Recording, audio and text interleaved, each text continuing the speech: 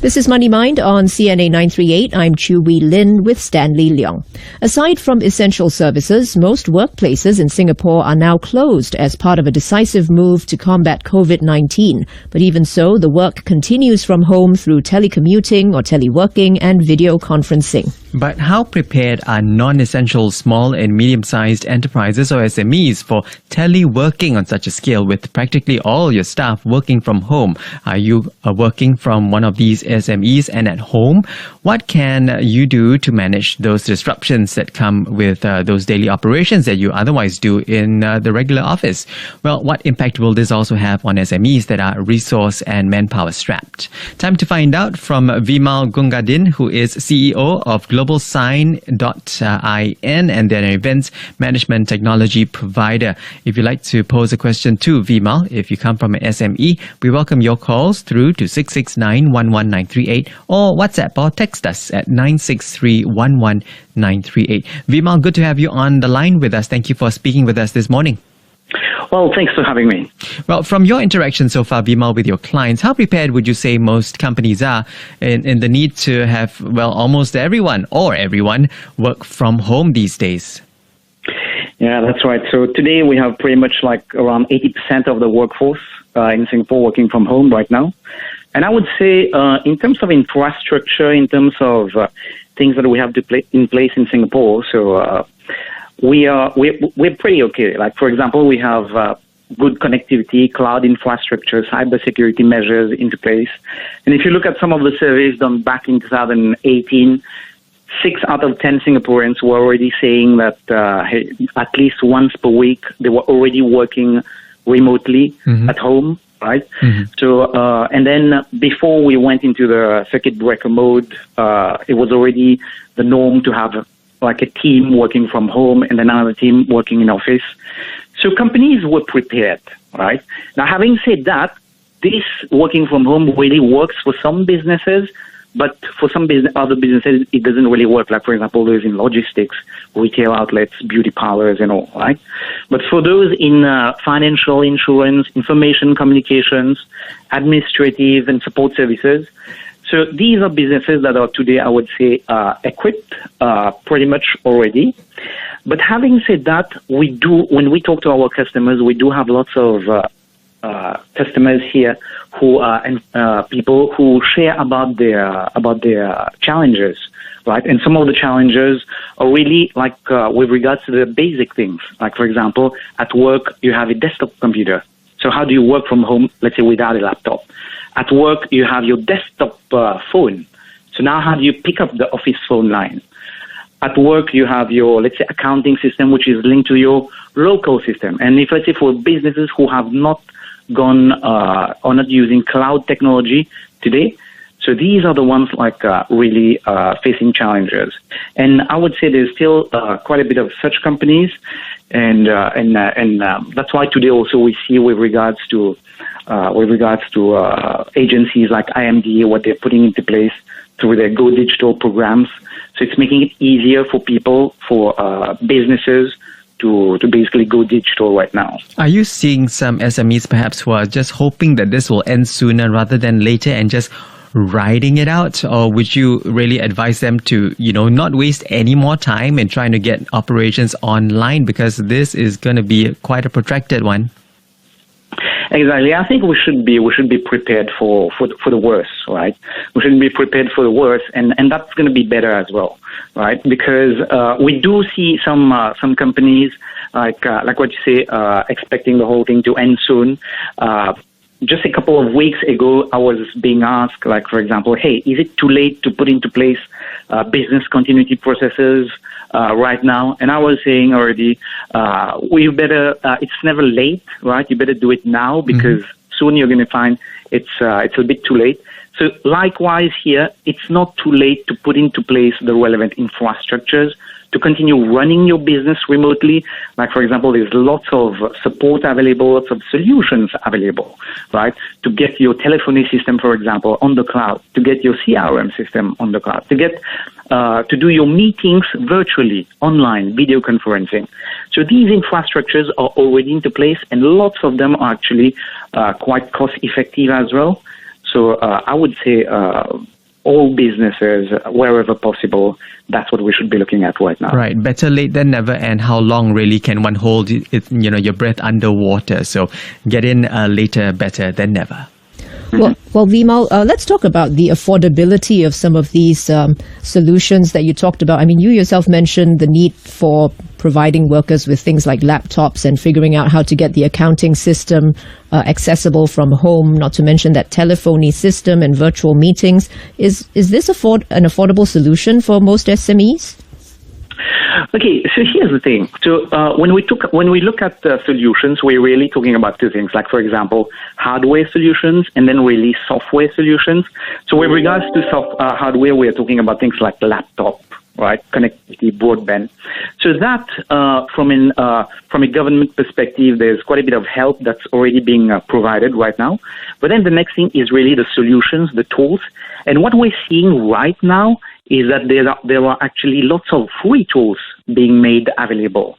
You've got companies like, for example, Microsoft, Google, Amazon.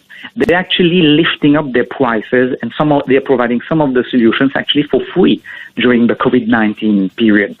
Right? Now, the hope is that companies get on board with these solutions, and then post-COVID-19, now you've got a new way of working, and I guess that's where lots of enterprise companies are coming into place. But to get on board now, from a cost perspective, there are lots of solutions available. Like, I mean, we talk a lot, people recently in the news have been talking a lot about Zoom, for example. Such tools for video conferencing, I mean, you can just get started for free. Yeah. Yeah. Well, if our listeners are working from home and are part of an SME, if you'd like to put in your comments on how your organization is doing just that, perhaps the challenges that come with it as well, from an SME perspective, whether you are the startup owner, founder of that SME, or you are an employee, we'd love to hear your thoughts as well as to how you are riding this out, working from home, the challenges that come with it as well.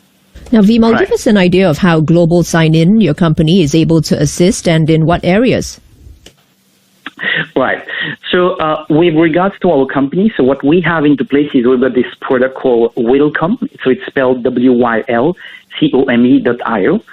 So what we do with Wilcome is it's a platform that really puts into place the relevant digital solution for you to take care of the well-being of your staff. That's one. And then the compliance and security of your physical premises once, let's say, we're out of the circuit breaker mode.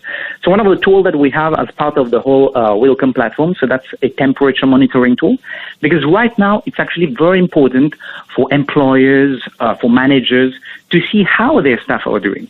So one of the recommendations is at least twice per day, your employees should be taking their temperature at home. So how do you manage that? So what we have in place is we have a temperature monitoring tool into place. And guess what?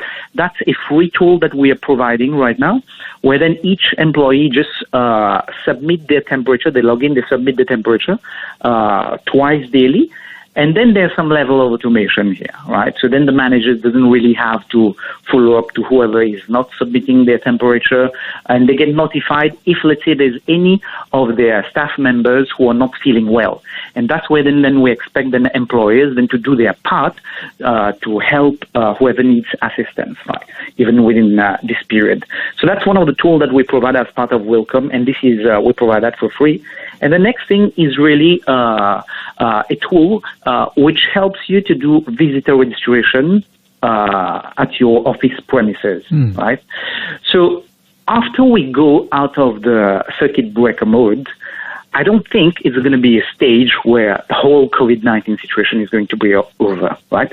So it's still going to be a time where we will need to be vigilant, where we will need to have the proper measures, the proper controls into place. Right, so there's different programs that are available, like, for example, SG Clean. So one of the recommendations as part of SG Clean is to ensure that businesses, that physical premises have a proper visitor registration into place, so that if, let's say, there's suppliers, there's tenants, there's people who are visiting your premise, you keep a log of that. And then so that this can help to do a faster contact tracing if required. So that particular tool that we have, that integrates with the SyncPass mobile app. So that's great because then that makes it much easier and faster, and more importantly, accurate when you do the visitor registration. So no more do you have to collect IC. So you can't even collect IC these days. PDPA, PDPA. So you just people just scan a QR code, and the whole system is what we call touchless. So these days you don't have to touch a certain kiosk, right? So you just do the whole registration process on your phone itself, and if there's a badge to be printed, that can be printed as well, and then that's how it works.